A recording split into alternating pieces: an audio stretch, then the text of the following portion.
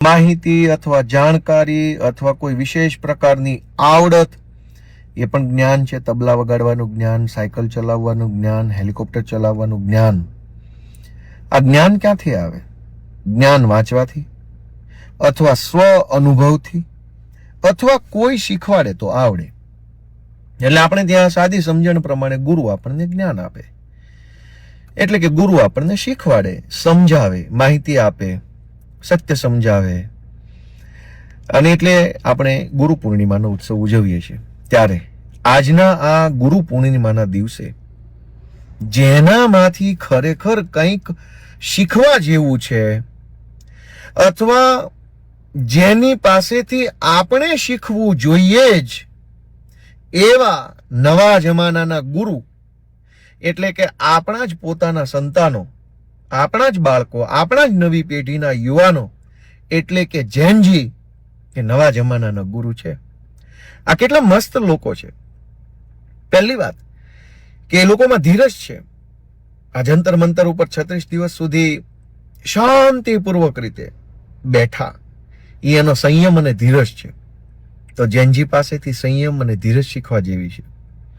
સૌથી સારી વાત તો એ છે કે એની પાસે પોતાને અભિવ્યક્ત કરવા માટેના કેટલા રસ્તાઓ છે. આપણે તો થઈ ગયા ગઢિયા બુઢિયા. આપણે આપણી વાત કેવી હોય તો બહુ તો બોલીને કહી શકીએ, બહુ તો હાથના ઈશારાથી કહી શકીએ, બહુ બુદ્ધિશાળી માણસ હોય તો થોડુંક લખીને કહી શકે. પણ આ નવા જમાનાના જેનજી, આપણા જ છોકરાઓ આપણને એવું શીખવાડે છે કે એની પાસે પોતાની વાત કહેવાના કેટલા રસ્તા છે. ગાઈને પોતાની વાત કહે છે, નાચીને પોતાની વાત કહે છે, કોઈ વાદ્ય વગાડીને પોતાની વાત કહે છે, પ્લે કાર્ડ ઉપર કંઈક એવું ક્રિએટિવ લખાણ લખીને પોતાની વાત કહે છે. કેટલા રસ્તાઓ છે એમની પાસે પોતાની વાત કહેવા માટે, અને કેટલી અસરકારક રીતે તેઓ પોતાની વાત કહી શકે છે. તો કેટલા સારા છોકરાઓ છે. મારી જેવા અથવા આપણી જેવા લોકોએ તો આ આખી જિંદગી અનેક ગુરુ પુણ્યમો જોઈ, પણ જેનજી જેવા ગુરુ નહીં મળે. કેમ કે એ જોવો, એ વાડામાં નથી બંધાતા. જ્ઞાતિ, ધર્મ, ઊંચ નીચ, ભેદ ભાવ, તું આવો હું સારો, આ ખરાબ, આ કશું જ વાડાબંધી નહીં. એ લોકો બિંદાસ વાડા મુક્ત જીવન જીવે છે. આ હારું આટલા બધી ગુરુ પૂનમ ગયા પછી પણ વાડા મુક્તિ યોજનાનો લાભ તો આપણને ન મળ્યો. હવે વાડા મુક્તિ યોજના તો આપણા જેનજી જ એનો લાભ લઈ રહ્યા છે. અને કેટલા મસ્ત માણસો છે. એ બીજાના જીવનમાં દૂરબીન મારતા નથી. બીજો શું ખાય છે, શું પીવે છે, કોની હારે ફરે છે, કેવી રીતે છુપાઈને શું કરે છે, અને જાહેરમાં શું કરે છે. ના ના ના ના ના. આપણા નવી પેઢીના યુવાનો બીજાની જિંદગીમાં કોઈ દખલ કરતા નથી, અને પોતાની જિંદગીમાં કોઈ દખલ કરે તો એને ચલાવતા નથી. કોણ કેટલા વાગે જાગે છે, કેટલા વાગે સૂવે છે, કોણ શું વાંચે છે, કોણ શું જોવે છે, કોણ કેટલા વાગે નાય છે, કોણ કેટલા કપડાં ધોવે છે, કોણ ક્યારે સૂકવે છે, કોઈ ઝંઝટમાં આ નવી પેઢીના જુવાનિયા પડતા નથી. તો આ તો કેટલું સરસ મજાનું શીખવા જેવું છે એમની પાસેથી કે બીજાના જીવનમાં દૂરબીન ન મારવું, પોતાની વાત રચનાત્મક રીતે કહેવી, ધીરજ રાખવી, અને સૌથી સારી બાબત કે પોતાની વાત કહેવા માટે પણ આપણી પાસે 100 રસ્તા હોય.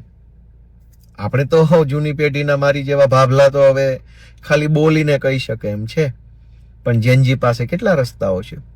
તો આ નવી પેઢીના આપણા પોતાના જ યુવાનો, આપણા જ દેશના યુવાનો આપણને કંઈક શીખવી રહ્યા છે, એટલે કે જ્ઞાન આપી રહ્યા છે કે આ જાતિ પાતિના, ઊંચ નીચના, કાળા ધોળાના, લાલ પીળાના ભેદભાવમાંથી બહાર આવો.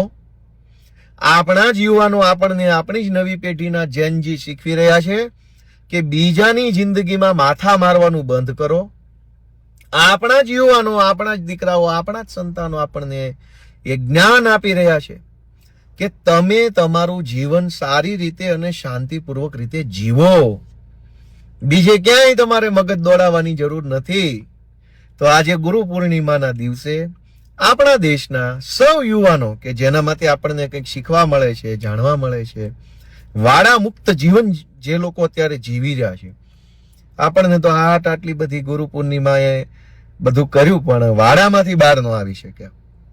હું ઊંચી જ્ઞાતિનો, તું નીચી જ્ઞાતિનો, આ ગામડાનો, આ શહેરનો, આ અભણ, આ ભણેલો, આ અમીર, આ ગરીબ, તો આપણી નવી પેઢીને આપણે ગુરુ માનીએ, એનામાં જે સારું છે એ આપણે શીખીએ. અને એની પાસે જો કંઈ ઘટતું હોય, કેમ કે જ્ઞાન મેં કીધું એમ અનુભવથી, વાંચનથી, અને કોઈ શીખવાડે તો આવડે. અનુભવ તો એ લોકો પોતે કરી જ રહ્યા છે સારો મોળો. અનુભવથી એનામાં જે જ્ઞાન આવવાનું હશે એ આવતું રહેશે. વાંચન તો એ લોકો પોતે કરે છે અને વાંચીને પોતાનું જ્ઞાન મેળવી લે છે. એનામાંથી જે શીખવા જેવું છે એ આપણે શીખીએ આજના ગુરુ પૂનમના દિવસે. એને કંઈ કહેવા જેવું હોય તો વિનમ્ર ભાવે પોતાના બાળકો છે એમ માનીને એને કંઈક 4 શબ્દો શીખવાડીએ, જેથી કરીને એનું ટીચિંગનું જ્ઞાન પણ વધે. એક્સપિરિયન્સ, રીડિંગ અને ટીચિંગ. તો એક્સપિરિયન્સ અને રીડિંગ તો એ પોતે કરે છે, આપણે એને ટીચિંગનું એટલે કે કંઈક શીખવાડીએ, બદલામાં એની પાસેથી જ્ઞાન ગ્રહણ કરીએ, એવી જ પ્રાર્થનાઓ સાથે જૈનજી આપણા નવા ગુરુ અને ગુરુ પૂર્ણિમાની શુભેચ્છાઓ.